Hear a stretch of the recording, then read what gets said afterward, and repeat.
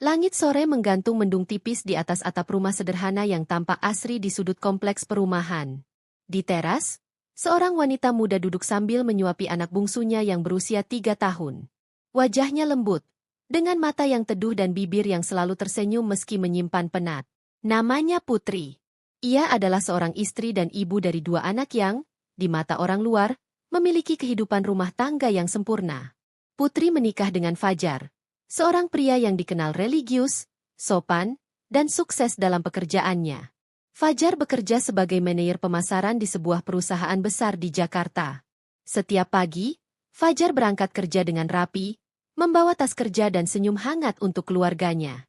Di media sosial, Fajar sering membagikan potret keluarganya, menulis caption panjang penuh makna, kadang disertai kutipan ayat-ayat suci, seolah menunjukkan betapa ia mencintai istri dan anak-anaknya.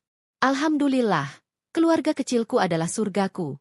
Tulis Fajar di salah satu unggahan foto keluarga saat liburan ke puncak. Ratusan like dan komentar bermunculan. Teman-teman dan kenalan mereka memuji keharmonisan rumah tangga mereka. Banyak yang menjadikan mereka sebagai contoh pasangan ideal. Namun, kehidupan nyata tidak selalu seindah yang ditampilkan di media sosial. Putri merasakan ada sesuatu yang berubah. Semuanya berawal sekitar 6 bulan yang lalu. Fajar menjadi lebih sering memandangi ponselnya. Di malam hari, ketika anak-anak sudah tidur dan mereka seharusnya memiliki waktu berdua, Fajar malah asyik tertawa sendiri sambil menatap layar ponselnya. Saat Putri bertanya, Fajar hanya menjawab singkat, "Lihat meme lucu, MA." Awalnya Putri tidak berpikir buruk. Ia percaya pada suaminya. Lagi pula, selama ini Fajar selalu terlihat mencintainya. Namun, lama-kelamaan, ada hal-hal kecil yang membuat Putri tidak tenang. Fajar mulai tidur lebih larut, bahkan sering membawa ponselnya ke kamar mandi. Sesekali, ia tampak tersenyum sendiri, atau justru terlalu cepat mengunci layar saat Putri mendekat. "Mas, lagi lihat apa?" tanya Putri suatu malam saat mereka hendak tidur. "Cuma baca berita aja, Put. Nggak penting kok," jawab Fajar sambil menyelipkan ponsel ke bawah bantal. Putri mengangguk, meski hatinya tak sepenuhnya yakin. Ia mulai memperhatikan gerak-gerik Fajar lebih detail. Jika dulu Fajar sering mengajaknya ngobrol, bercerita tentang hari-harinya di kantor, kini semua terasa hambar. Percakapan mereka lebih sering hanya seputar anak dan kebutuhan rumah tangga. Tak ada lagi kalimat-kalimat manis seperti dulu. Pada suatu pagi, saat Putri sedang merapikan kamar, ia menemukan kemeja Fajar yang biasanya rapi kini ada bekas lipstik samar di bagian dalam kerah. Ia sempat terdiam lama sambil menatap kain itu. Hatinya bergemuruh, tapi pikirannya berusaha menyangkal. "Mungkin cuma bekas lipstik aku pas nyium dia pagi-pagi," gumamnya sendiri, berusaha tenang. Tapi rasa ragu itu sudah mulai berakar dalam pikirannya. Hari-hari berikutnya, Putri mulai merasa semakin dijauhkan. Fajar pulang lebih malam dari biasanya. Katanya lembur, kadang rapat dengan klien. Tapi setiap kali Putri mencoba menelpon, seringkali tak diangkat. Atau kalaupun diangkat, terdengar suara bising yang bukan seperti suasana kantor. Putri mulai memeriksa akun media sosial Fajar diam-diam. Ia perhatikan, akhir-akhir ini Fajar mulai sering memberi komentar di akun-akun wanita yang tidak dikenalnya. Bahkan ia menemukan beberapa komentar dengan emoji yang cukup genit. Putri menelan ludah, antara marah dan tak percaya. Suaminya, yang selama ini dikenal alim dan santun, mulai menunjukkan wajah lain yang tak dikenalnya. Malam itu, setelah anak-anak tidur, Putri memberanikan diri bicara. "Mas, aku mau tanya sesuatu." Fajar yang sedang asyik dengan ponselnya hanya menjawab, Mas akhir-akhir ini, sering banget main HP. Bahkan waktu sama anak-anak juga. Aku ngerasa kayak Mas mulai jauh dari aku." Fajar mendesah. "Put, jangan terlalu mikir yang aneh-aneh. Aku cuma butuh hiburan. Bekerja itu capek. Facebook, Twitter, ya buat nyari hiburan aja. Aku ngerti Mas capek. Tapi tolong, jangan sampai HP lebih penting dari keluarga. Anak-anak butuh Mas. Aku juga butuh Mas." Fajar diam. Lalu menoleh sebentar, mencium kening Putri sambil berkata, "Maaf ya, aku janji nggak akan cuek lagi." Putri tersenyum kecil, meski dalam hatinya belum sepenuhnya lega. Beberapa hari berikutnya, Fajar memang terlihat lebih hangat. Ia mulai ikut bermain dengan anak-anak. Namun saat malam tiba, kebiasaan lamanya kembali. Bahkan kini, ia mulai memasang password tambahan di ponselnya. Putri merasa semakin dijauhkan. Ia mulai curiga bahwa semua perubahan ini bukan hanya sekadar stres kerja. Ada sesuatu yang disembunyikan oleh Fajar. Suatu sore, Putri memutuskan mengintip layar laptop Fajar yang tertinggal di ruang tamu. Saat ia membuka tab browser, ada beberapa situs yang masih terbuka, di antaranya adalah akun Facebook Fajar. Hatinya berdebar. Ia membaca beberapa pesan di inbox. Ada satu nama yang berulang, Citra Hati. Nama yang asing, tapi terasa menusuk. Pesan-pesan mereka sangat akrab. Ada emoji hati, pelukan, bahkan panggilan sayang. Mas Fajar, jangan lupa kita janji ngopi minggu depan ya. Aku kangen. Putri menutup laptop dengan tangan gemetar. Air mata menetes tanpa bisa ditahan. Rasanya seperti tertusuk dari belakang oleh orang yang selama ini ia cintai sepenuh hati. Malam itu, Putri pura-pura tidur lebih awal. Tapi pikirannya tak bisa tenang. Ia menatap langit-langit kamar, mengingat kembali semua yang sudah mereka lewati bersama. 7 tahun menikah, 2 anak, dan begitu banyak pengorbanan. Kini, semuanya terasa seperti sandiwara yang perlahan runtuh. Fajar masuk ke kamar, meletakkan ponselnya di atas meja. Ia berbaring tanpa berkata-kata. Tak ada pelukan, tak ada percakapan sebelum tidur. Hanya keheningan yang menyelimuti malam itu. Putri memalingkan wajahnya ke arah jendela. Matanya basah, dan hatinya penuh tanya. Apakah semua ini hanya akan berakhir sebagai luka yang harus ia telan sendiri? Di luar, hujan mulai turun perlahan. Seolah ikut menangisi kebahagiaan yang mulai memudar dari rumah tangga Putri. Dan di sudut hatinya yang paling dalam, ia tahu ini baru permulaan dari badai yang lebih besar. Pagi itu, Putri duduk termenung di ruang tamu, membiarkan kopi di tangannya mendingin tanpa tersentuh. Matanya sembab karena malam sebelumnya ia tak bisa tidur. Perasaan tak tenang yang menggerogoti batinnya semakin membesar sejak ia menemukan percakapan Fajar dengan seorang wanita bernama Citra Hati. Nama itu terus terngiang di telinganya, menghantui pikirannya setiap kali ia menatap wajah suaminya. Fajar, seperti biasa, pergi bekerja dengan penampilan rapi dan senyum tipis yang seolah tak pernah berubah.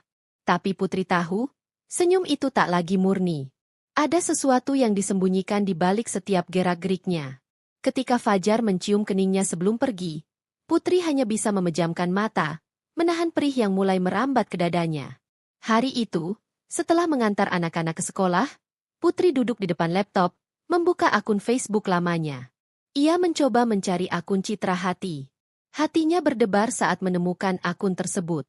Foto profilnya memperlihatkan seorang wanita dengan senyum manis dan rambut panjang bergelombang, mengenakan gaun merah di sebuah kafe yang tampak romantis. Putri menelusuri unggahan Citra. Di antara foto-foto selfie dan kutipan-kutipan cinta, ia menemukan beberapa komentar dari Fajar. Tidak secara langsung, tapi terselip di antara komentar teman-teman Citra. Sebagian besar berupa emoji senyum, hati, dan komentar-komentar seperti, cantik seperti biasa, atau, semangat ya sayang. Kata, sayang, di sana menusuk Putri seperti sembilu. Putri kembali teringat isi percakapan yang sempat ia baca di laptop Fajar. Ia membuka catatan yang sempat ia saling ke ponsel. Kangen kamu. Gak sabar ketemu minggu depan. Jangan bawa mobil kantor, ya, nanti ketahuan. Rasanya perutnya melilit. Nafasnya berat. Ia ingin menangis, tapi tak mau terlihat rapuh di depan anak-anak. Ia mencoba berdiri, tapi lututnya lemas. Sejenak ia terduduk di lantai, menekuk tubuh dan membiarkan air mata menetes diam-diam. Malam harinya, Fajar pulang lebih larut dari biasanya. Pukul 10 malam, baru terdengar suara mobilnya memasuki garasi. Putri membuka pintu dengan wajah datar. Fajar masuk, meletakkan tas dan berkata, "Maaf, ada meeting dadakan. Klien baru ribet banget." Putri hanya mengangguk, tak membalas dengan kata. Fajar mencium pipi anak-anak yang sudah tidur, lalu masuk kamar. Seperti biasa, ia langsung mengambil ponsel dan membuka Facebook. Putri mengamati dari sudut mata. Ada ekspresi puas di wajah Fajar. Sesekali ia tersenyum sendiri. Mas masih kerja? Tanya Putri pelan. Enggak. Lagi scroll Facebook aja. Capek, pengen hiburan. Jawabnya cepat. Putri menarik selimut, membelakangi suaminya. Hatinya mendidih, tapi ia belum ingin meledak. Ia butuh bukti lebih kuat. Beberapa hari berikutnya, Putri memasang aplikasi pengintai di laptop dan ponsel Fajar. Ia tahu ini salah, melanggar privasi, tapi ia tak tahu lagi harus bagaimana. Ia hanya ingin tahu seberapa dalam pengkhianatan ini terjadi. Dan hari itu pun datang. Saat Fajar meninggalkan ponsel di meja makan karena buru-buru ke kamar mandi, Putri nekat membuka aplikasinya. Hatinya bergetar hebat saat ia membaca percakapan terbaru dari Fajar dan Citra. Kamu pakai baju yang aku suka ya malam ini. Merah yang ketat itu. Aku udah gak sabar ketemu. Hihi iya dong, masku. Aku juga kangen banget. Jangan lupa duduk di pojok kayak biasa ya. Iya. Aku udah bilang ke Putri lembur. Tubuh Putri gemetar. Tangan yang memegang ponsel hampir terjatuh. Jantungnya berdetak sangat cepat, seperti ingin keluar dari dadanya. Ia menatap layar ponsel itu lama, mencoba menenangkan diri, meski air matanya terus mengalir. Ketika Fajar keluar dari kamar mandi, Putri segera mengembalikan ponsel ke tempat semula. Ia masuk ke dapur, pura-pura menyiapkan makan malam, padahal seluruh tubuhnya terasa beku. Malam itu, saat Fajar bilang akan pulang larut karena harus menyelesaikan laporan, Putri hanya mengangguk. Ia tidak berkata apa-apa. Ia sudah tahu, malam ini suaminya akan pergi menemui wanita itu. Setelah Fajar pergi, Putri duduk di ruang tamu, memandangi dinding kosong. Matanya tak berkedip. Ia tidak menangis lagi. Kesedihannya kini telah berubah menjadi luka yang hening, mengendap jauh di dalam. Ia berpikir untuk menelpon Fajar, memintanya pulang, atau mengancam akan menghubungi wanita itu. Tapi ia tahu, semua itu tak akan mengubah kenyataan. Yang ia butuhkan sekarang adalah kekuatan. Kekuatan untuk menghadapi kenyataan pahit, bahwa pria yang ia cintai, ayah dari anak-anaknya, telah berubah menjadi sosok asing yang menyakitinya dari dalam. Pagi harinya, Fajar pulang dengan wajah lelah dan aroma parfum asing yang samar.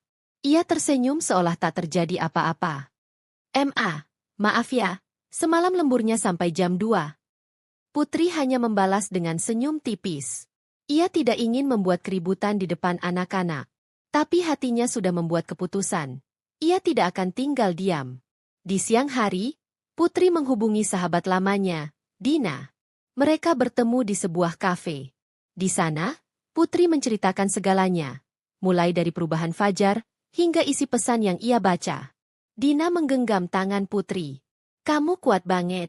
Tapi kamu gak bisa terus-terusan kayak gini. Kamu harus hadapi dia. Put, jangan biarkan dia terus menyakiti kamu. Putri mengangguk. Ia tahu, cepat atau lambat, ia harus berhadapan langsung dengan kenyataan ini. Tapi ia belum tahu bagaimana. Yang jelas, petunjuk dari dunia maya telah membuka mata dan hatinya. Citra Hati bukan hanya nama asing di Facebook, tapi kini menjadi bayang-bayang kelam yang mengusik ketenangan rumah tangganya. Di rumah malam itu, Putri duduk menatap foto pernikahan mereka yang terpajang di ruang keluarga. Ia menyentuh kaca bingkainya, menatap senyum bahagia mereka dulu. Ia bertanya dalam hati, di mana cinta itu kini berada? Dan saat Fajar pulang malam itu dengan alasan yang sama, Putri tahu, badai belum selesai. Tapi ia siap. Ia harus siap. Karena cinta tak seharusnya dijadikan tameng untuk pengkhianatan. Dan Putri, wanita yang selama ini terlihat lembut dan diam, mulai menyusun langkah untuk menghadapi semuanya. Demi dirinya sendiri dan anak-anak yang masih polos. Belum tahu bahwa keluarga yang mereka cintai sedang berada di ujung jurang kehancuran. Malam itu, Putri duduk terpaku di depan laptop yang ia letakkan di meja makan. Kedua anaknya sudah terlelap. Dan Fajar seperti biasa belum juga pulang. Ia mengaku ada urusan kerja yang harus diselesaikan di luar kota. Tapi sejak kejadian percakapan mesra antara suaminya dan wanita bernama Citra Hati di Facebook, Putri tak lagi bisa mempercayai ucapan Fajar sepenuhnya. Dengan tangan gemetar namun tekad yang bulat, Putri membuka Facebook dan mulai membuat sebuah akun baru. Ia memilih nama, Maya Aulia, nama yang terdengar lembut, feminim, dan cukup umum untuk menarik perhatian seorang pria yang sedang bermain-main dengan api seperti Fajar. Ia mengunggah foto profil seorang wanita muda yang diambil dari internet cukup cantik, dengan senyuman menggoda namun tidak terlalu mencolok. Putri menambahkan beberapa postingan palsu di lini masa maya.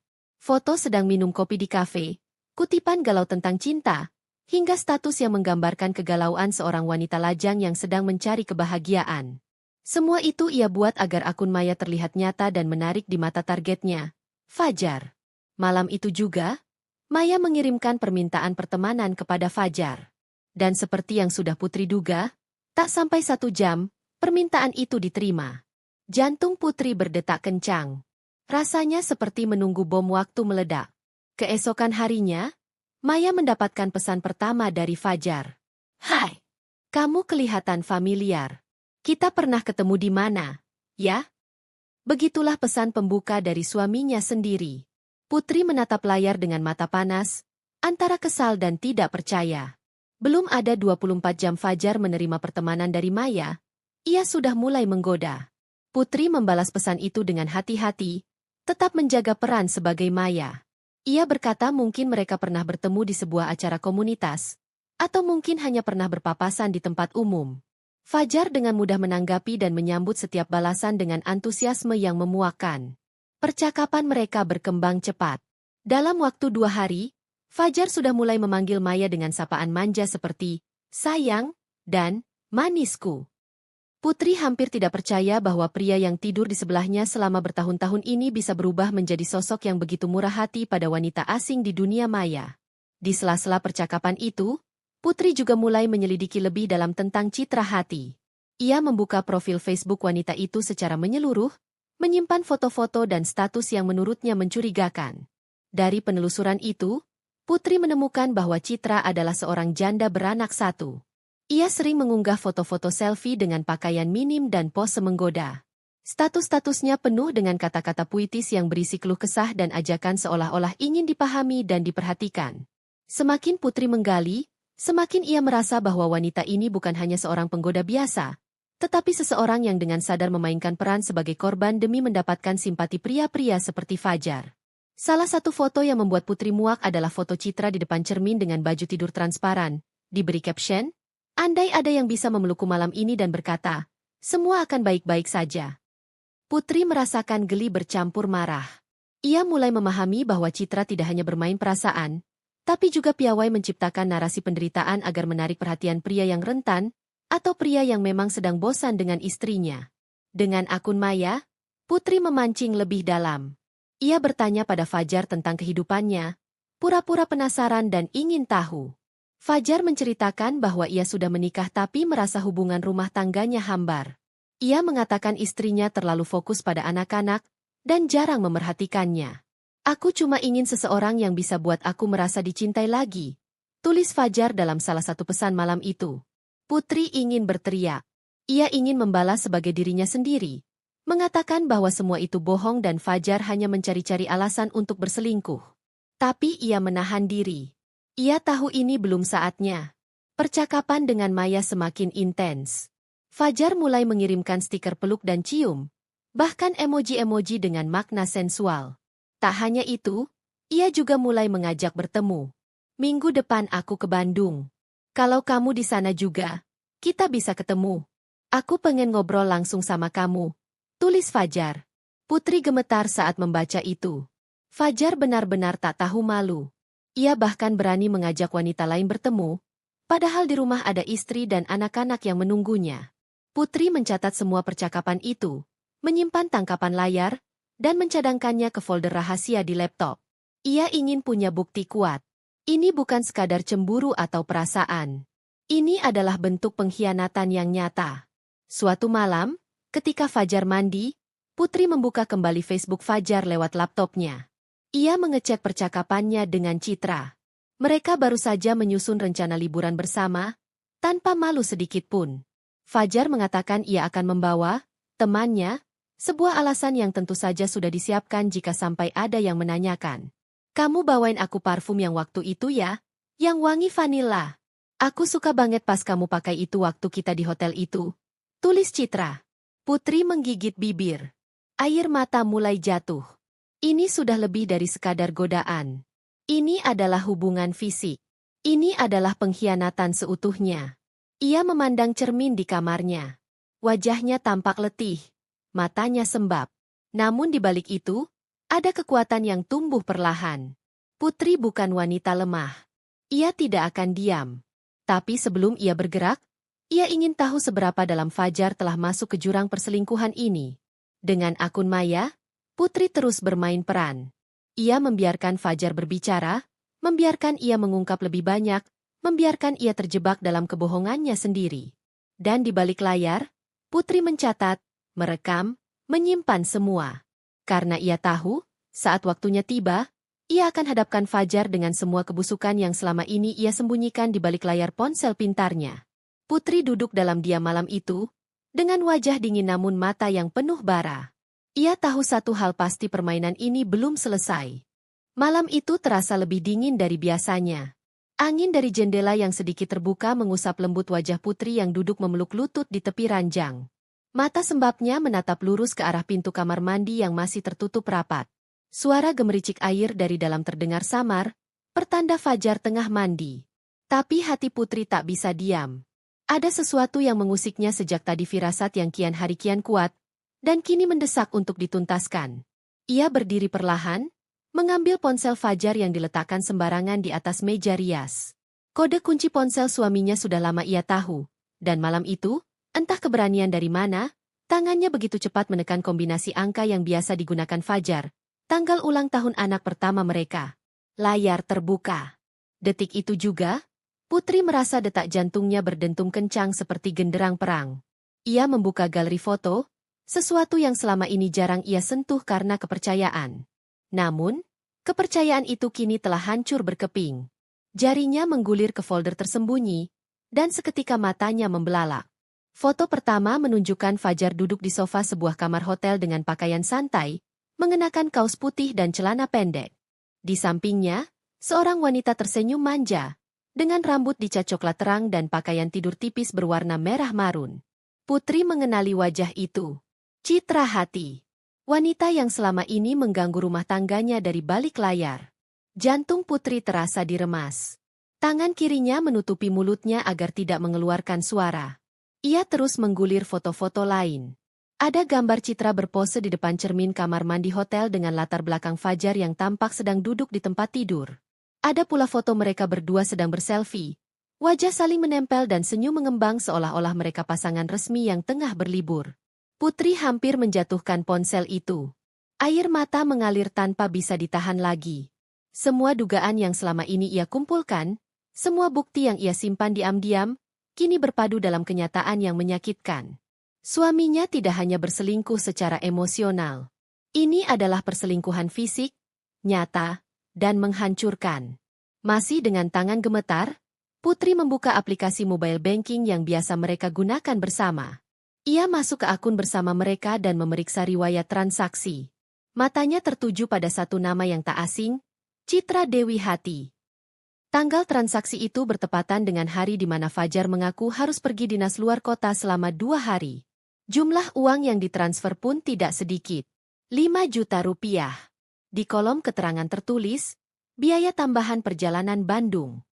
Putri menahan napas. Jadi bukan hanya cinta dan tubuh yang suaminya berikan kepada wanita itu, tapi juga uang hasil jerih payah bersama.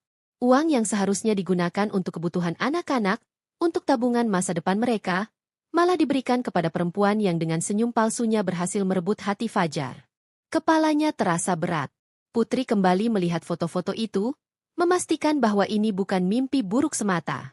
Ia menyimpan semua foto ke dalam folder yang terenkripsi di laptopnya. Ia tak ingin semua ini lenyap tanpa jejak. Ia butuh bukti, butuh sesuatu yang bisa ia genggam sebagai pelindung ketika nanti ia memilih untuk melawan. Pintu kamar mandi terbuka. Fajar keluar dengan hanya mengenakan handuk, menyeka rambutnya yang masih basah. Ia menatap Putri yang berdiri membelakanginya, lalu tersenyum seperti biasa. Sayang, belum tidur? Besok kamu kerja pagi, kan? Putri tidak menjawab. Ia menggenggam ponsel itu erat, lalu perlahan membalikkan tubuh. Tatapannya dingin. Tapi ia belum ingin bicara malam itu. Ia belum siap. Belum cukup kuat untuk meledak di hadapan Fajar yang masih bersikap seperti tidak bersalah. Aku mau tidur di kamar anak-anak malam ini. Kepalaku pusing, ucap Putri singkat. Fajar hanya mengangguk. Ya udah, istirahat aja. Ya, nanti aku susulin kalau kamu udah tidur. Putri berjalan keluar kamar dengan tubuh kaku. Ia masuk ke kamar anak-anak, memeluk mereka dengan erat seolah tak ingin berpisah. Tubuh mereka kecil dan hangat, mengingatkannya pada alasan kenapa ia masih bertahan sejauh ini. Demi mereka. Demi dua hati kecil yang tidak tahu apa-apa. Namun malam itu, Putri tak bisa tidur. Ia memandangi langit-langit kamar dan membiarkan pikirannya berputar tanpa arah. Perasaan sakit, marah, kecewa, dan hampa saling bertubrukan dalam dada. Ia memikirkan kembali perjalanan rumah tangganya dengan Fajar masa-masa awal penuh cinta, tawa, dan impian. Lalu semuanya perlahan memudar, digantikan oleh rahasia dan pengkhianatan. Ia tidak pernah menyangka, Fajar yang dikenal religius, rajin ikut kajian, yang setiap unggahan di media sosialnya penuh petuah moral dan dalil-dalil tentang kesetiaan dan keluarga, ternyata menyimpan wajah yang sangat berbeda di balik layar. Dunia maya telah menjadi panggung kebohongan, tempat Fajar membangun citra suci sekaligus menyembunyikan sisi gelapnya. Pagi harinya, Putri tetap bersikap seperti biasa. Ia menyiapkan sarapan, menyuapi anak-anak, bahkan mencium kening Fajar sebelum pria itu berangkat kerja. Tapi di balik semua gerakan itu, ada hati yang membeku. Ada jiwa yang bersiap mengambil keputusan besar. Di sela-sela kesibukan hari itu, Putri pergi ke tempat print digital, mencetak semua tangkapan layar, bukti transfer, dan foto-foto hotel yang ia temukan. Ia menyimpannya dalam map berwarna merah muda. Map yang nanti akan ia gunakan sebagai bukti jika semuanya sudah tak bisa diselamatkan. Setelah pekerjaan rumah selesai, Putri duduk di ruang tamu dengan map itu di pangkuannya. Ia menatapnya lama, menimbang-nimbang apa langkah selanjutnya. Ia tahu, langkah apapun yang diambil akan mengubah hidupnya selamanya. Tapi ia juga tahu, ini bukan saatnya lagi membiarkan dirinya terus diinjak-injak oleh pria yang bahkan tidak menyesali perbuatannya. Putri mengirim pesan pada sahabat lamanya, Lila, seorang pengacara yang dulu sering menjadi tempat curhat saat kuliah. Ia mengatur janji untuk bertemu minggu depan. Bukan untuk menggugat langsung, tapi setidaknya untuk memahami apa haknya, apa yang bisa ia perjuangkan jika semua ini harus berakhir di pengadilan. Malam berikutnya, Fajar pulang lebih awal. Ia membawa martabak manis dan senyum hangat seperti biasa. Aku tahu kamu lagi capek banget, makanya aku beliin ini buat kamu dan anak-anak, katanya, mencium pipi Putri. Putri tersenyum kecil. Tapi senyuman itu palsu. Di dalam hatinya, ia tahu, suaminya bukan lagi pria yang sama. Dan dirinya bukan lagi istri yang bodoh. Di dalam map merah muda yang ia simpan di dalam lemari baju, kebenaran telah terpatri jelas. Dan ketika waktunya tiba, Putri akan membuka map itu. Ia akan buka satu persatu lembar pengkhianatan itu di hadapan Fajar. Tidak dengan tangisan, tapi dengan keberanian. Karena ia bukan lagi wanita yang mudah ditipu oleh kata-kata manis di layar Facebook. Putri duduk terpaku di ujung ranjang, memeluk lututnya sendiri. Malam telah larut, namun hatinya justru semakin berdegup keras, tak karuan. Di pangkuannya, ponsel bergetar pelan, tapi bukan karena notifikasi baru melainkan sisa dari getaran jiwanya yang baru saja dihantam badai kebenaran. Semua bukti sudah dikumpulkannya. Pesan-pesan manis antara Fajar dan Citra Hati, foto mesra mereka di hotel, bahkan bukti transfer uang dari rekening rumah tangga mereka ke rekening atas nama Citra. Semua itu bukan lagi ilusi atau dugaan. Itu adalah fakta. Mengerikan. Malam itu, ketika anak-anak telah lelap di kamar, Putri menyiapkan semuanya. Ia sudah menyalin semua bukti ke dalam satu folder di laptopnya. Bukan untuk dibuka oleh orang lain, melainkan sebagai tameng terakhir jika Fajar mencoba memutarbalikkan keadaan. Ia tak ingin terlihat rapuh malam ini. Tidak lagi. Jam dinding menunjukkan pukul 22.43 ketika suara motor berhenti di halaman. Putri menegakkan tubuh, menarik napas dalam-dalam. Keringat dingin mengalir di pelipis, padahal tubuhnya menggigil seperti berada di tengah badai salju. Suara kunci beradu, pintu dibuka, dan langkah Fajar terdengar memasuki rumah.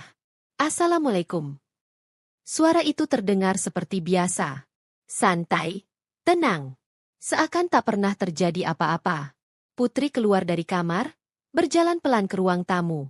Fajar sudah duduk, membuka sepatu sambil memeriksa ponselnya. Wajahnya lelah tapi tidak gelisah. Seperti seorang suami baik yang pulang kerja demi keluarganya. Belum tidur? Tanya Fajar tanpa menoleh. Putri tidak langsung menjawab. Ia memandangi pria yang sudah 8 tahun menjadi suaminya itu.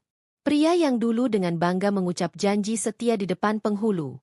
Pria yang dulu memeluknya saat ia menangis kehilangan ayah.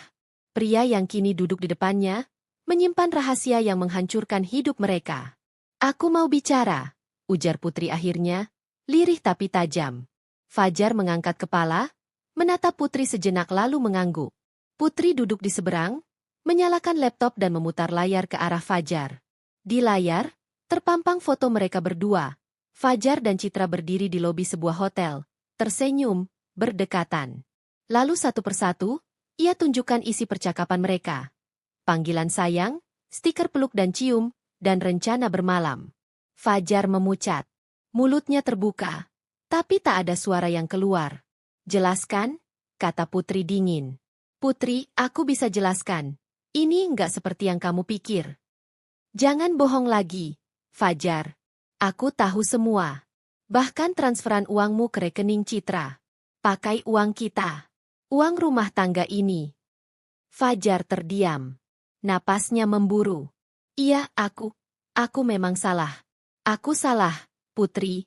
Akhirnya ia berkata. Putri menatapnya tajam. Kau tidur dengannya? Fajar menunduk. Tidak menjawab. Tapi diam itu cukup. Diam itu adalah pengakuan. Air mata menitik dari sudut mata Putri. Tapi ia segera menyekanya. Ia tidak ingin menangis di depan orang yang sudah mengkhianatinya. Bukan malam ini. Kenapa? Fajar? Kenapa kamu hancurkan keluarga kita begini? Fajar menghela napas panjang, duduk bersandar di sofa seperti menanggung beban dunia. Aku nggak tahu kenapa. Awalnya cuma iseng. Citra itu manis, ramah. Dia tahu caranya bikin aku merasa dihargai. Jadi aku nggak menghargai kamu. Putri membalas. Bukan begitu? Tapi kamu sekarang sibuk. Selalu sibuk. Sama anak, sama rumah. Aku sering pulang, kamu lagi cuci baju. Aku cerita tentang kerjaan, kamu bilang nanti. Kamu? Kayak lupa kalau aku ini juga suami kamu. Aku cuma suami yang kamu kasih sisa waktumu. Perlahan, Putri berdiri. Suara Fajar adalah cambuk yang menghantam hatinya berkali-kali. Ia ingin menjerit, ingin marah, ingin menghancurkan semua yang ada di rumah itu. Jadi salahku? Karena aku terlalu capek mengurus anak-anakmu? Karena aku terlalu sibuk mengurus rumah ini agar nyaman untukmu pulang? Suaranya meninggi. Aku yang bersalah. Fajar? Fajar menatap Putri dengan mata merah. Aku nggak bilang begitu. Aku lelah juga. Aku butuh tempat bersandar, dan Citra hadir di saat itu. Kau pengecut, bisik Putri. Kau hancurkan pernikahan ini karena kau tak tahu cara mengatasi lelahmu sendiri. Kau cari jalan keluar dengan menghancurkan hati istrimu. Tangisnya akhirnya pecah. Tak tertahankan lagi. Ia jatuh terduduk di lantai, memukul dadanya sendiri, seperti ingin mengeluarkan semua sakit dari dalam. Tubuhnya bergetar, lidahnya keluh. Fajar hanya diam. Tak mampu mendekat. Tak punya hak. Malam itu panjang. Terlalu panjang. Putri akhirnya tidur di ruang tamu, memeluk selimut tipis sambil memandangi foto keluarga yang tergantung di dinding. Foto yang dulunya menjadi kebanggaannya kini berubah menjadi pengingat betapa retaknya hidupnya. Keesokan harinya, rumah itu sunyi. Fajar keluar pagi-pagi tanpa sarapan. Putri menyiapkan bekal anak-anaknya dengan tangan gemetar. Sesekali, ia berhenti, termenung, mencoba memahami bagaimana semuanya bisa berubah begitu cepat. Cinta yang dulu begitu indah, kini menjadi puing-puing di hatinya. Saat menjemput anak-anak dari sekolah, ia bertemu dengan tetangga yang menyapa ramah. Ia membalas dengan senyum palsu. Tak ada yang tahu bahwa dunia Putri telah runtuh. Ia tak tahu harus bagaimana. Perceraian terlintas di pikirannya, tapi wajah anak-anaknya menghalangi keputusan itu. Malam berikutnya, Fajar mencoba bicara. Ia minta maaf, menangis, Memohon. Ia bilang ia sudah memutuskan Citra. Ia bilang ia menyesal. Tapi luka di hati Putri terlalu dalam. Kamu nggak nyesel karena nyakitin aku, katanya pelan. Kamu nyesel karena ketahuan. Fajar terdiam. Kata-kata itu seperti cermin yang menunjukkan wajah aslinya. Hari-hari berikutnya, rumah itu berubah menjadi tempat asing. Dua orang dewasa hidup dalam satu atap, tapi seperti orang asing. Mereka hanya bicara tentang anak-anak, logistik rumah, dan hal-hal yang wajib. Tidak ada lagi obrolan hangat. Tidak ada lagi tawa. Putri mulai menulis di buku harian. Ia menumpahkan semua emosinya di sana. Ia menyimpan semua salinan bukti perselingkuhan Fajar di flash disk, dikunci dalam kotak kecil di lemari. Ia tak tahu untuk apa. Mungkin sebagai cadangan jika nanti Fajar kembali berulah. Suatu malam, saat ia membuka akun Facebook Fajar secara diam-diam karena ia masih tahu passwordnya, ia mendapati Citra masih menyapa dengan pesan singkat, "Aku kangen kamu." Putri menutup laptop itu pelan. Ia tahu, pernikahan mereka belum benar-benar pulih. Bahkan mungkin tidak akan pernah. Ia berjalan ke kamar anak-anak, memandangi mereka yang terlelap. Hanya mereka yang memberinya kekuatan untuk tetap berdiri. Ia tahu, satu hari nanti, akan ada saatnya ia harus memilih jalan yang benar-benar untuk dirinya sendiri. Dan malam itu, untuk pertama kalinya dalam seminggu terakhir, ia berdiri di depan cermin, memandang dirinya sendiri. "Kamu kuat, Putri," bisiknya. "Kamu bukan korban. Kamu adalah perempuan yang terluka, tapi kamu akan sembuh."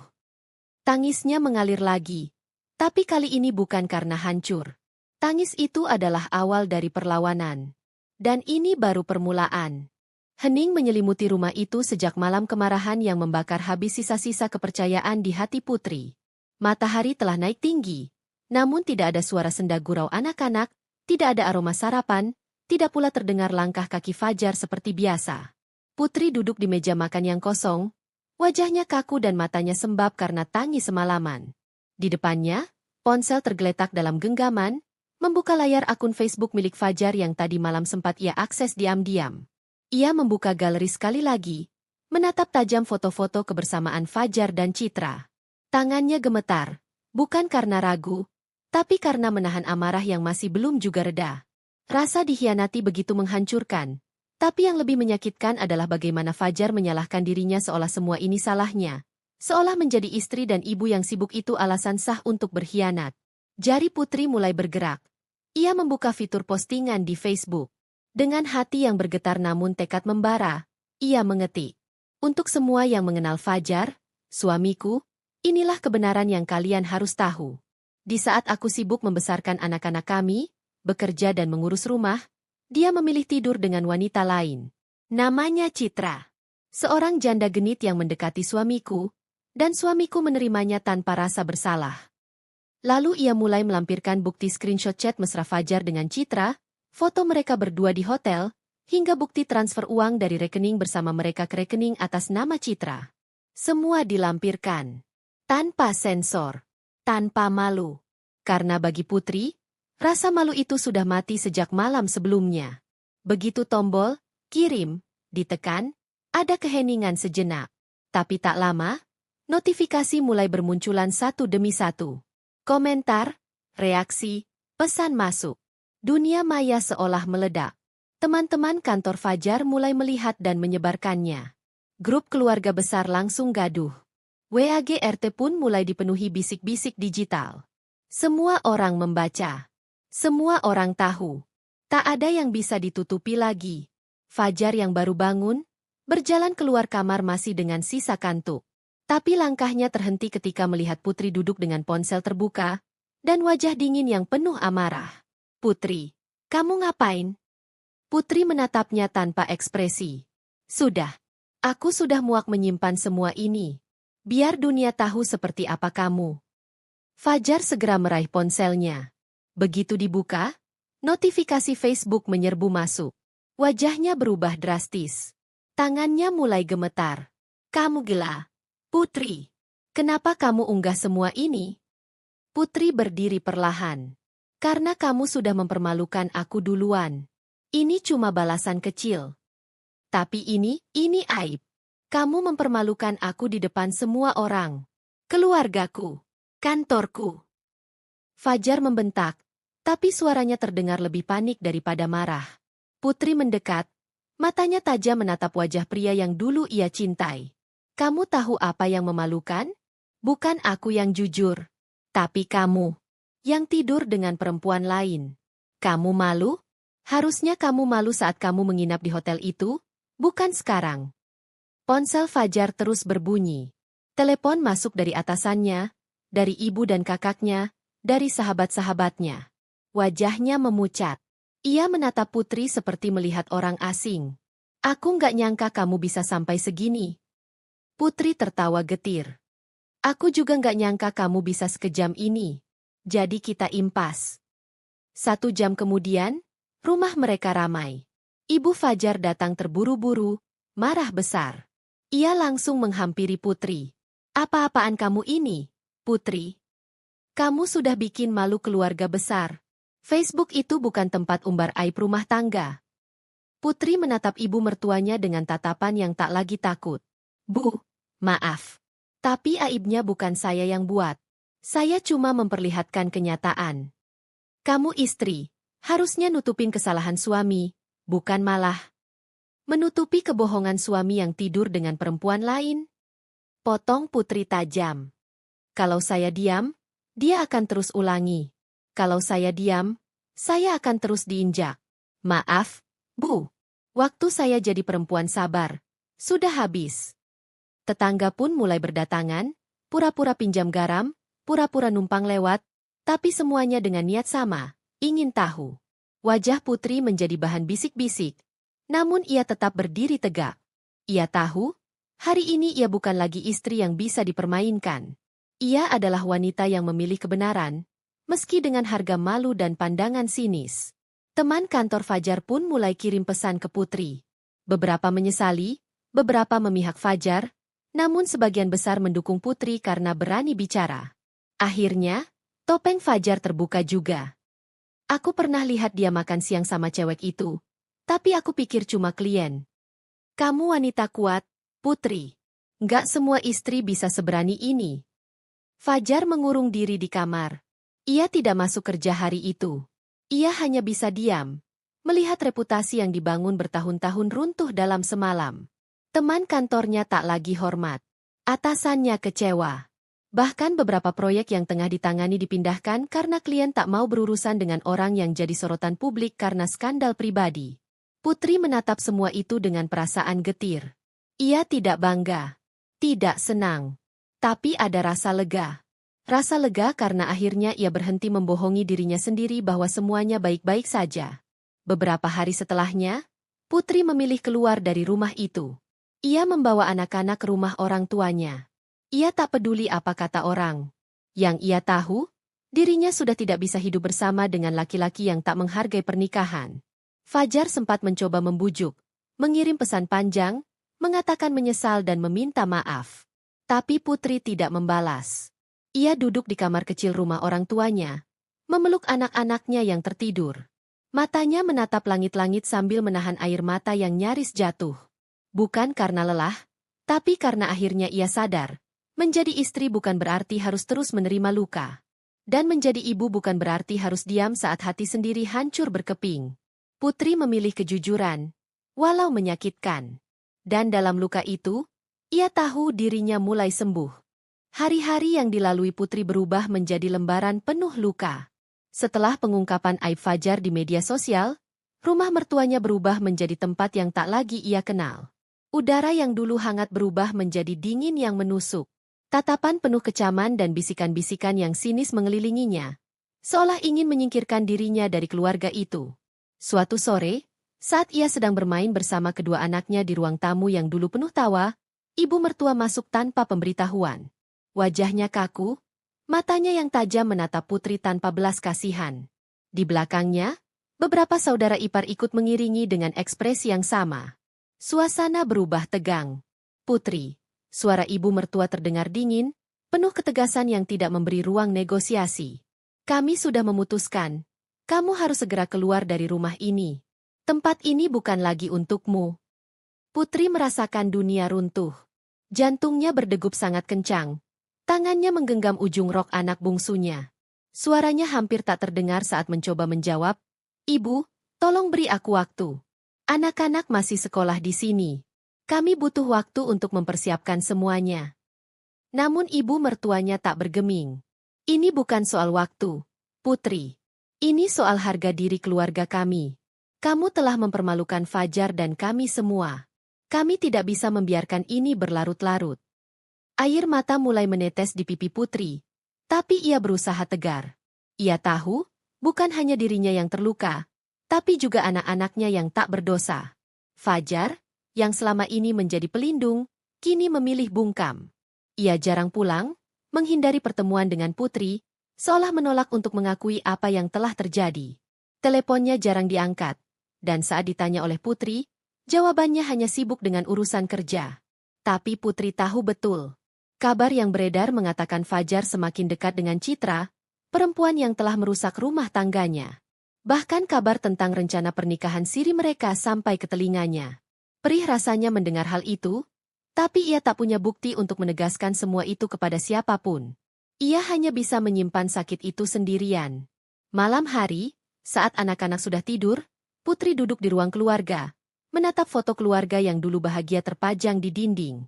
Ia merasakan kehampaan yang dalam. "Kenapa harus seperti ini?" gumamnya lirih. Suatu pagi, Putri memutuskan untuk pulang ke rumah orang tuanya. Bersama anak-anaknya, ia berkemas dengan hati berat.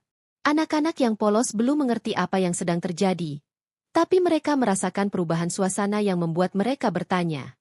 Di perjalanan menuju rumah orang tua Putri, si sulung membuka suara. "Mama, kenapa ayah nggak pulang-pulang? Kenapa kita pindah ke sini?" Putri menahan tangis, mencoba tersenyum walau suaranya bergetar. "Ayah sedang sibuk kerja. Nak, kita doakan supaya ayah cepat pulang, ya?"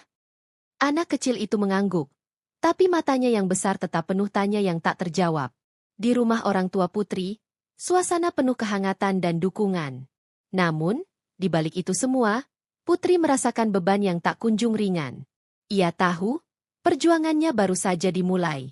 Sementara itu, Fajar semakin larut dalam dunia yang baru. Bersama Citra, ia merasa menemukan pelarian dan perhatian yang selama ini hilang dalam rumah tangganya. Mereka berbicara tentang masa depan, tentang kehidupan yang seakan-akan membahagiakan tanpa Putri. Fajar bahkan mulai mengabari beberapa kerabat dekat soal rencana pernikahan siri mereka. Meski secara hukum pernikahan itu tak tercatat, bagi Fajar ini adalah cara menghapus masa lalu dan memulai hidup baru. Namun di mata Putri, ini adalah sebuah pengkhianatan yang paling dalam. Ia merasakan dirinya seperti telah dibuang, disisihkan, tanpa alasan yang jelas selain rasa sakit dan luka yang ditinggalkan. Hari-hari berlalu, dan pertanyaan anak-anak tentang ayahnya semakin sering muncul. "Mama, kapan ayah pulang? Aku rindu ayah," tanya anak sulung dengan suara kecil dan penuh harap. Putri hanya bisa mengusap kepala mereka, menenangkan dengan pelukan yang dalam, sambil berkata, "Mama juga rindu, Nak. Kita sama-sama berdoa agar ayah bisa kembali." Tapi di dalam hatinya, Putri tahu, perjalanan yang harus dilaluinya bukan hanya tentang merelakan, tapi juga memperjuangkan masa depan anak-anaknya.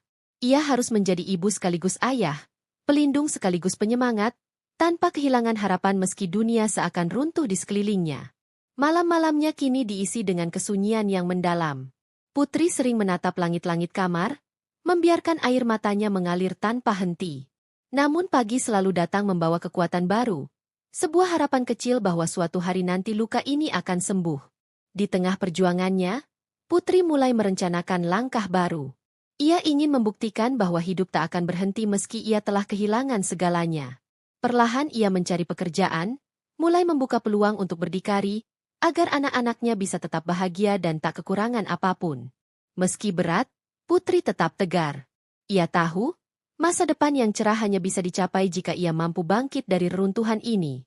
Hari-hari Putri mulai terasa berat, tapi juga penuh harapan yang terus tumbuh di dalam dadanya.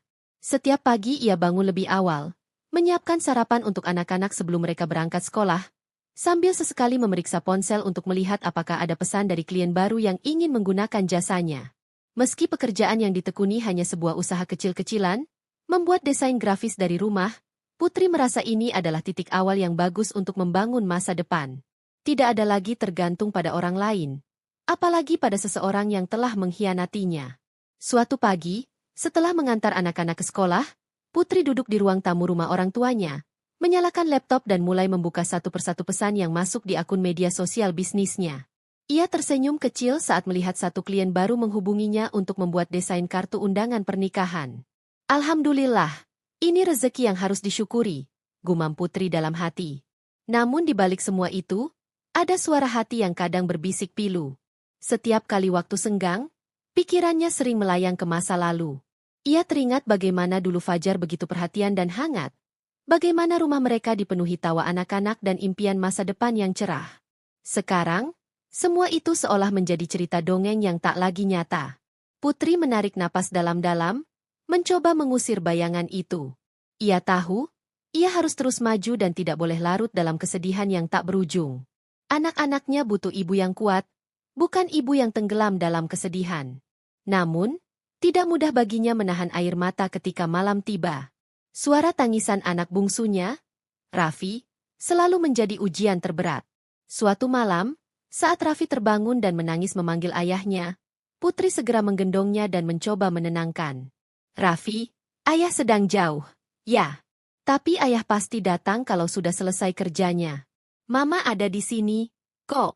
Mama sayang Raffi, bisik Putri sambil mengelus kepala kecil anaknya. Namun, isak tangis Raffi semakin menjadi-jadi, seakan rindu yang tertahan tak bisa diungkapkan dengan kata-kata. Putri memeluknya erat, merasakan getaran kesedihan yang dalam dari anaknya, yang seolah-olah menembus hatinya sendiri. Kenapa ayah nggak pulang? Ma? Tanya Raffi dengan suara terisak. Pertanyaan sederhana itu menusuk hati Putri. Ia berusaha menahan air matanya agar tidak terlihat lemah di depan anak-anak. Mama juga nggak tahu, Nak. Tapi Mama yakin ayah sayang sama kalian. Malam itu, setelah anak-anak terlelap, Putri duduk di teras rumah, menatap langit yang penuh bintang. Ia memegang ponselnya dan sekali lagi membuka akun Facebook Fajar yang sudah lama diblokir. Rasa marah dan kecewa masih bergejolak dalam dadanya. Tapi ia tahu, membuka luka lama hanya akan membuatnya semakin sakit. Namun, ada satu hal yang membekas dalam ingatannya, yaitu janji-janji manis Fajar yang dulu pernah diucapkan. Janji yang kini berubah menjadi kepedihan. Aku harus bisa bangkit, katanya pada dirinya sendiri. Untuk anak-anak, untuk masa depan yang lebih baik. Hari-hari berikutnya, Putri makin giat mengembangkan usahanya. Ia mulai membuat konten promosi di media sosial, memanfaatkan jaringan pertemanan dan keluarga untuk menyebarkan info tentang jasa desain grafisnya. Meski awalnya hanya mendapat beberapa klien, lama-kelamaan reputasinya mulai dikenal dan ia mendapatkan lebih banyak pesanan. Suatu hari, saat sedang mengerjakan proyek desain undangan pernikahan, telepon Putri berdering. Di ujung sana terdengar suara seorang wanita yang memperkenalkan diri sebagai pemilik toko online yang membutuhkan desain logo dan banner. Setelah berbincang singkat, mereka sepakat untuk bekerja sama. Ini adalah kesempatan besar bagi Putri, dan ia merasa harapan semakin terbuka lebar. Namun, saat kesibukan mengatur usaha kecil-kecilan itu, Putri juga menghadapi tantangan yang tak kalah berat di rumah. Anak-anak yang semakin besar mulai bertanya lebih banyak tentang ayah mereka. Kadang dengan polos, kadang dengan nada kecewa. Suatu sore, setelah pulang sekolah, anak sulungnya, Arga, duduk di samping Putri sambil membawa buku gambar. Ia menggambar sebuah keluarga kecil. Ibu, 2 anak, dan seorang pria yang berdiri agak jauh di belakang. Mama, kenapa ayah ada di situ? Kenapa nggak ikut main sama kita? Tanya Arga sambil menatap wajah Putri. Putri tersenyum sedih, menatap gambar itu, dan kemudian mengelus kepala Arga. Mama juga nggak tahu, Nak, tapi Mama yakin, ayah tetap sayang sama kalian, walaupun nggak tinggal bersama kita. Arga mengangguk pelan, tapi tatapannya penuh tanya. Mama, kapan kita bisa kumpul lagi sama ayah? Pertanyaan itu membuat hati Putri hancur. Ia tidak punya jawaban pasti. Ia hanya bisa memeluk Arga erat dan berbisik, Mama juga berharap suatu saat nanti kita bisa seperti dulu. Dalam menghadapi anak-anak, Putri belajar menjadi sosok yang sabar dan penuh pengertian. Ia selalu berusaha menjelaskan dengan kata-kata yang bisa mereka mengerti tanpa membuat mereka merasa kehilangan. Ia ingin anak-anaknya tumbuh dengan rasa percaya diri, walau tanpa kehadiran ayah. Sementara itu, luka batin Putri perlahan mulai berubah bentuk. Dari rasa sakit yang mengoyak menjadi pelajaran berharga tentang kekuatan dan ketabahan. Setiap tetes air mata yang jatuh, setiap malam tanpa tidur, semua itu menjadi bagian dari proses penyembuhan. Putri mulai aktif mengikuti komunitas ibu tunggal dan pelaku usaha kecil di kota mereka. Ia bertemu banyak wanita yang memiliki cerita dan perjuangan yang sama. Dari mereka, Putri mendapat banyak inspirasi dan dukungan, yang membuatnya semakin yakin bahwa ia tidak sendirian. Suatu hari, saat berkumpul dalam sebuah acara komunitas, Putri bertemu dengan seorang wanita bernama Lina yang juga menjalankan bisnis online. Mereka segera akrab, saling berbagi cerita dan tips mengelola usaha. Lina mengajarkan Putri bagaimana menggunakan media sosial secara efektif untuk promosi, bagaimana membuat konten menarik, dan bagaimana membangun jaringan pelanggan. Bersama Lina, Putri mulai memasarkan jasanya secara lebih luas. Mereka saling membantu, saling menyemangati, dan bersama-sama menghadapi tantangan dunia usaha. Kalau kita terus maju, tidak ada yang tidak mungkin, Putri, kata Lina dengan penuh semangat. Kita harus kuat demi anak-anak kita. Kata-kata itu seperti mantra yang membakar semangat Putri. Ia merasa mendapat teman sejati yang bisa dipercaya dan menjadi tempat ia bercerita tanpa takut dihakimi. Meski perjalanan ini berat, Putri mulai merasakan kebahagiaan yang sederhana. Kebahagiaan yang lahir dari usaha dan doa, dari tawa anak-anak yang mulai kembali ceria meski masih ada rindu. Namun, ada satu hal yang tak pernah hilang dari pikirannya. Keinginan untuk melihat anak-anaknya tumbuh dengan penuh cinta dan perlindungan, meski tanpa sosok ayah yang dulu pernah hadir. Malam-malam Putri masih sering terjaga, mengingat kembali masa lalu dan bertanya-tanya apakah suatu saat Fajar akan berubah, apakah ia akan kembali. Tapi ia juga tahu, harapan harus seimbang dengan kenyataan. Ia bertekad, apapun yang terjadi, ia akan melindungi anak-anaknya dengan sepenuh hati dan jiwa. Ia ingin anak-anaknya tumbuh menjadi pribadi yang kuat, penuh kasih, dan mampu menghadapi dunia. Dalam hati kecilnya, Putri menyimpan doa dan harapan agar luka yang selama ini menganga perlahan sembuh, menjadi bekal untuk masa depan yang lebih baik. Luka yang disembuhkan dengan luka, seperti yang ia alami sekarang, bukanlah akhir dari segalanya. Ia percaya, dengan waktu dan perjuangan, hidupnya akan kembali cerah. Hari-hari Fajar mulai dipenuhi dengan kesunyian yang membekap. Setelah berita pengkhianatannya tersebar luas di media sosial, reputasi dan karirnya runtuh seketika. Teman-teman kantor yang dulu mengangguk hormat saat melihatnya, kini menundukkan kepala atau menghindar saat bertemu. Atasan yang pernah memujinya dengan bangga, kini menyodorkan surat pemecatan dengan wajah dingin tanpa kata-kata. Fajar duduk terpaku di ruang tamu apartemennya yang kini terasa hampa. Telepon genggamnya berdering tanpa henti. Tapi semua panggilan adalah dari penagih utang, teman-teman yang kecewa, dan keluarganya yang marah sekaligus kecewa. Ia tak tahu harus kemana lagi mencari pertolongan. Yang paling membuat hatinya remuk adalah kenyataan bahwa citra wanita yang selama ini ia percayai, yang ia kira bisa menjadi pelabuhan hatinya setelah semuanya runtuh ternyata hanya mempermainkannya. Citra tidak hanya berselingkuh dengan pria lain, tetapi juga membawa lari sebagian besar uang Fajar yang tersisa. Informasi ini tiba-tiba muncul dari seorang teman lama yang tahu tentang hubungan Fajar dan Citra. Dalam sebuah pertemuan tanpa sengaja, teman itu menyampaikan kabar yang menghancurkan. Fajar, kau harus tahu, Citra sudah lama main belakang. Dia bawa uangmu juga.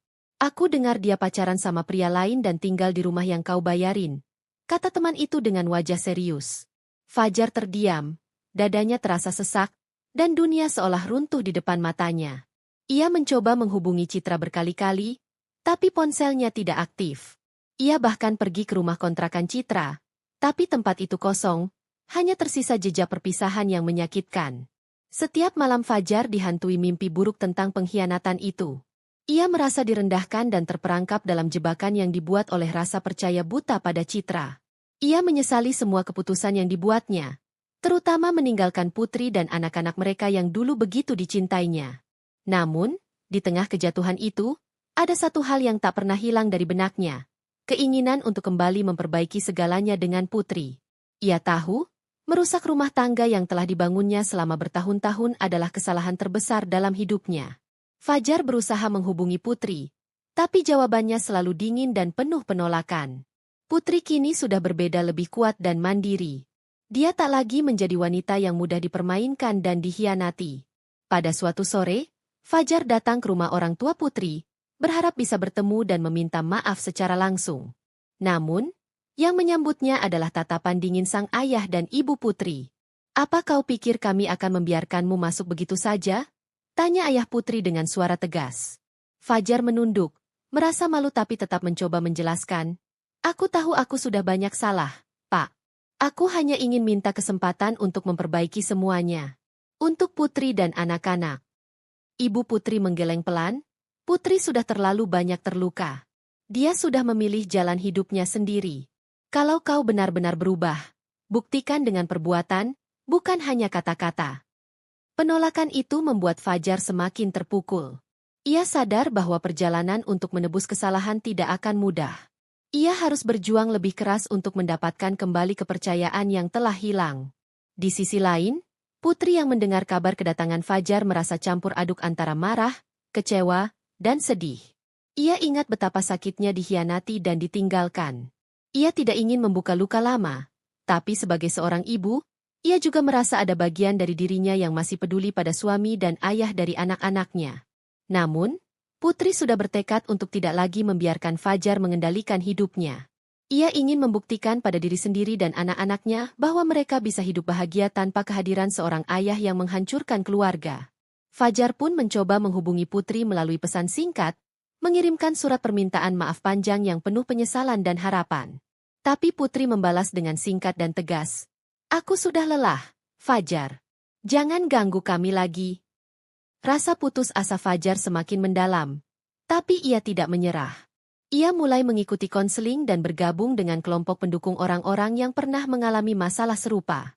Ia ingin belajar menjadi pribadi yang lebih baik, menghilangkan kebiasaan lama yang merusak, dan berusaha menjadi ayah yang pantas untuk anak-anaknya. Hari-hari berlalu dengan perjuangan dan penyesalan yang tiada henti. Fajar belajar menghargai waktu dan arti kesetiaan. Ia menyadari bahwa karma itu nyata, semua perbuatan buruk yang ia lakukan kini berbalik menyerangnya dengan pahit. Meski demikian, ada secercah harapan kecil yang ia genggam erat.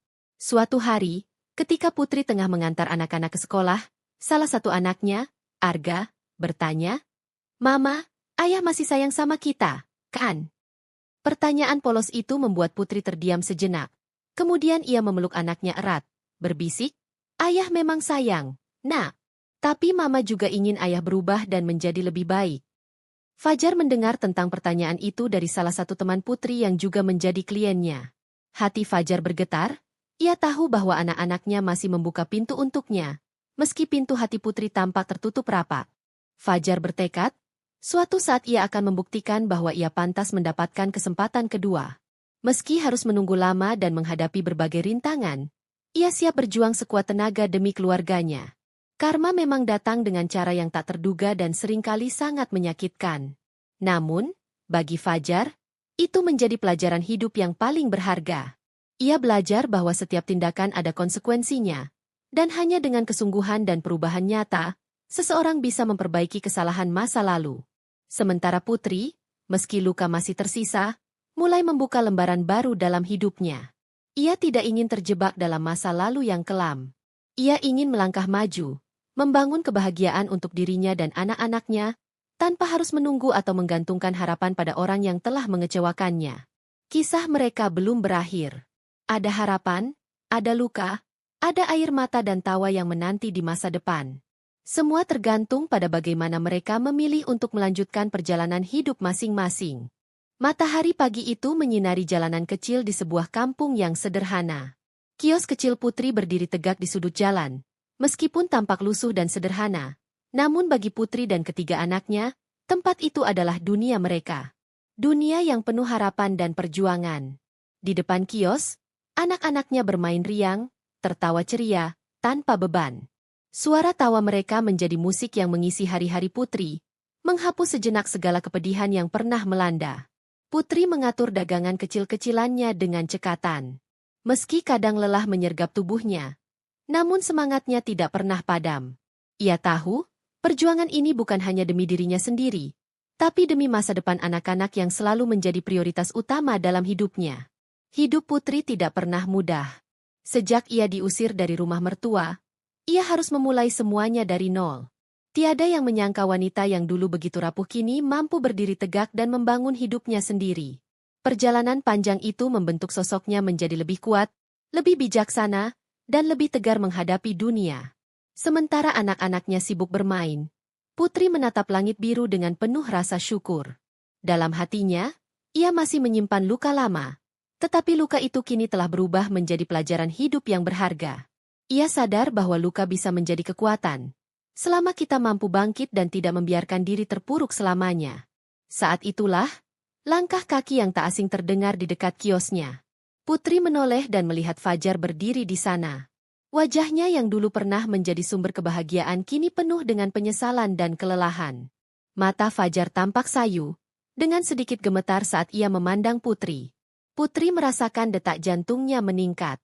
Ia sudah bersiap untuk pertemuan ini, tapi tetap saja hatinya bergejolak. Beberapa tahun yang lalu, Fajar adalah segalanya baginya, sumber cinta dan harapan. Namun kini, dia hanyalah seseorang dari masa lalu yang membawa kenangan pahit. Fajar melangkah lebih dekat, suaranya pelan namun penuh emosi. "Putri, aku datang bukan untuk meminta maaf yang tak berujung. Aku datang karena aku ingin kau tahu betapa aku menyesal, betapa aku ingin memperbaiki semuanya." Putri mengangkat kepala, menatap lurus ke mata Fajar. "Fajar, aku sudah lelah. Lelah berharap pada seseorang yang hanya tahu menyakiti. Aku sudah memaafkan, tapi itu bukan berarti aku harus kembali ke dalam pelukanmu. Aku harus melanjutkan hidup ini. Aku harus kuat, demi anak-anak kita." Fajar terdiam, tak mampu berkata apa-apa. Matanya berkaca-kaca, dan untuk pertama kalinya, Putri melihat kerentanan yang dulu tersembunyi di balik sikap kerasnya. Namun, kali ini, ia tidak tergoda oleh kelembutan yang muncul. Kali ini, ia memilih untuk melindungi dirinya dan anak-anaknya. Anak-anak Putri mulai mendekat.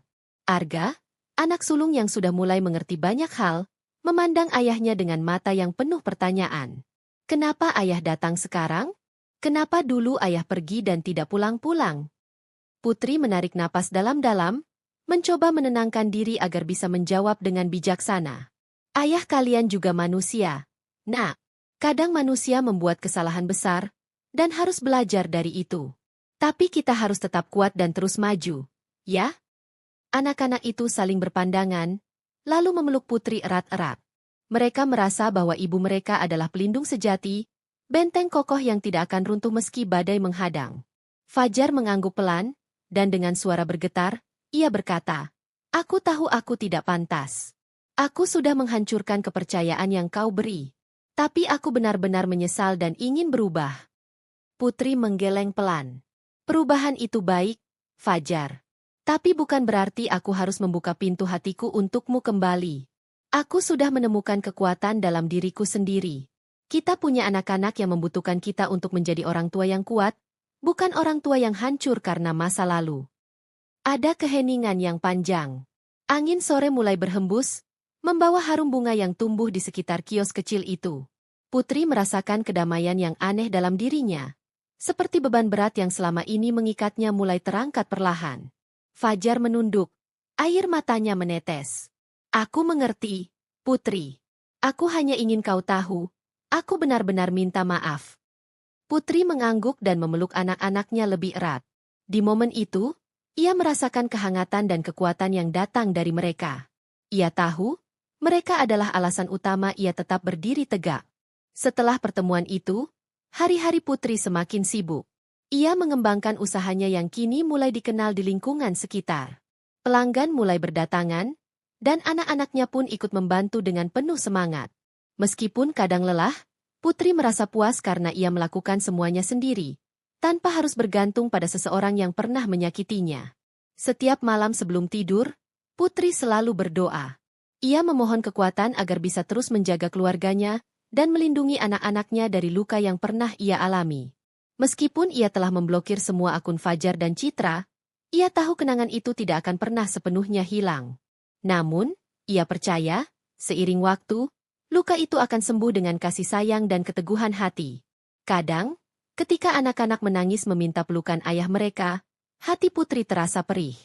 Namun, ia selalu menguatkan diri, mengusap air mata mereka, dan berkata, "Ayah kalian mungkin belum siap, tapi aku di sini. Aku akan selalu ada untuk kalian." Suatu hari, ketika anak-anak sedang bermain di sekitar kios, seorang tetangga tua datang menghampiri Putri. Ia tersenyum dan berkata, "Putri, kau hebat. Aku bangga melihat bagaimana kau bisa bangkit dari semua cobaan. Kalian keluarga kecil yang penuh cinta." Putri tersenyum dan mengangguk. "Terima kasih, Pak.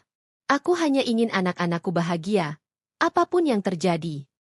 Hari-hari berlalu, dan Putri semakin yakin dengan pilihannya. Ia tahu bahwa kebahagiaan sejati tidak datang dari orang lain, tapi dari dalam diri sendiri. Dari keberanian untuk menghadapi luka dan memilih untuk melanjutkan hidup dengan penuh harapan. Di saat senja tiba, Putri berdiri di depan kiosnya. Cahaya matahari yang mulai meredup menyelimuti wajahnya dengan warna keemasan. Anak-anaknya berlari-lari dengan tawa riang di sekelilingnya. Putri menatap mereka dengan penuh cinta dan keyakinan. "Ini baru permulaan," bisiknya dalam hati. "Aku dan anak-anak akan melewati semua ini bersama-sama. Kita akan tumbuh, kita akan bahagia, dan kita akan menjadi keluarga yang kuat." Dengan langkah mantap, Putri menutup pintu kiosnya untuk hari itu. Ia tahu, hidupnya tidak akan pernah sama lagi, dan itu bukan hal yang buruk. Karena dari luka yang dulu menyakitkan, kini tumbuh harapan dan kekuatan yang luar biasa. Udara pagi yang segar menyelimuti kampung kecil di mana Putri kini tinggal bersama anak-anaknya. Suara riuh aktivitas pasar mulai terdengar dari kejauhan, tanda hari baru yang penuh harapan telah dimulai. Di depan kios kecilnya yang sederhana, Putri sibuk menata dagangan dengan tangan cekatan. Senyum tulus menghiasi wajahnya meski mata itu masih menyimpan bekas luka dan kenangan pahit masa lalu. 3 tahun sudah berlalu sejak hari-hari kelam ketika ia harus meninggalkan rumah mertua, membawa anak-anaknya pergi dari semua yang pernah ia kenal. Ketika Fajar pergi dan meninggalkan jejak luka yang dalam di hatinya. Namun, Putri tak pernah menyerah.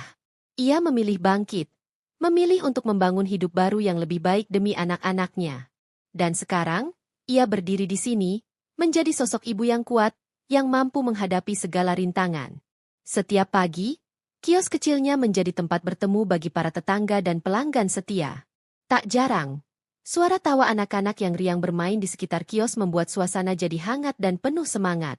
Putri selalu berusaha menanamkan nilai kebahagiaan sederhana dan rasa syukur kepada anak-anaknya. Meskipun mereka pernah melalui masa-masa sulit, tapi kini mereka belajar untuk melihat ke depan dengan penuh harapan. Di antara keramaian pasar, ada sesosok pria paruh baya yang sesekali datang membeli dagangan Putri. Pak Hasan, seorang tetangga yang sudah lama mengenal Putri dan keluarganya, sering membantu memberi semangat dan dukungan moral. "Putri, kau benar-benar sudah berubah. Aku bangga melihat bagaimana kau mampu berdiri tegak dan membahagiakan anak-anakmu," ucap Pak Hasan suatu hari sambil tersenyum. Putri membalas dengan senyuman tulus. "Terima kasih, Pak. Aku hanya ingin memberikan yang terbaik untuk anak-anak. Aku ingin mereka tahu bahwa meski hidup tak selalu mudah, kita bisa terus berjuang dan tidak pernah kehilangan harapan." Sore itu, ketika matahari mulai turun, Putri duduk di bangku kayu di depan kiosnya, memandangi anak-anaknya yang sedang mengerjakan PR. Arga, si sulung, sudah mulai remaja dan bertekad ingin melanjutkan sekolah sampai ke perguruan tinggi. Sedangkan si bungsu, Dita, selalu ceria meski kadang suka rewel. Putri menyadari bahwa perjuangannya bukan hanya soal materi, tapi juga membangun mental dan karakter anak-anaknya agar mereka kuat dan mandiri. Dalam keheningan itu, Putri merenung tentang semua yang sudah ia lalui.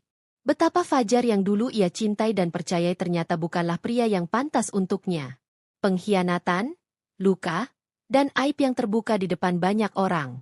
Namun, karma memang nyata. Fajar kini terlilit hutang, kehilangan pekerjaan, bahkan reputasinya hancur karena ulahnya sendiri. Ia mencoba kembali, tapi Putri sudah memilih jalan lain. Malam harinya, setelah anak-anak tidur, Putri duduk di ruang tamu kecil rumahnya, membuka album foto lama. Foto-foto kenangan manis dan pahit berbaur menjadi satu. Di situ, Ada gambar keluarga kecil yang dulu penuh harapan, dan di sisi lain ada gambar yang mengingatkan akan luka yang pernah ada. Namun, Putri tahu ia tidak boleh terjebak dalam masa lalu. Ini bukan akhir cerita kami, bisik Putri pelan. Ini adalah awal dari babak baru. Aku dan anak-anak akan terus berjalan, merajut mimpi dan harapan. Ia menutup album dan berdoa dengan penuh keyakinan. Memohon kekuatan agar bisa terus menjadi ibu yang tegar dan pelindung bagi anak-anaknya. Ia juga berdoa agar Fajar bisa menemukan jalannya sendiri, meski tidak lagi bersamanya. Hari-hari berganti menjadi minggu, minggu menjadi bulan, dan bulan menjadi tahun. Perubahan demi perubahan terjadi dalam hidup Putri.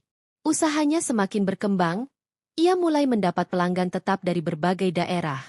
Anak-anaknya tumbuh dengan baik, dan perlahan-lahan mereka mulai memiliki mimpi masing-masing. Arga, misalnya, berhasil mendapatkan beasiswa dan mulai menempuh pendidikan tinggi. Dia menjadi sumber kebanggaan Putri yang tak tergantikan. Ibu, aku akan berusaha keras agar kelak bisa membahagiakan ibu dan adik-adik, kata Arga suatu saat dengan mata berbinar. Putri tersenyum bangga. Aku yakin kamu bisa. Nak, jangan pernah menyerah. Di sisi lain, Putri juga membuka diri untuk membangun hubungan baru, bukan karena ingin melupakan masa lalu, tapi untuk mendapatkan kebahagiaan yang baru dan sehat. Ia bertemu dengan beberapa pria baik yang menghormatinya sebagai wanita mandiri dan ibu yang kuat. Namun, ia selalu berhati-hati dan tidak mau terburu-buru.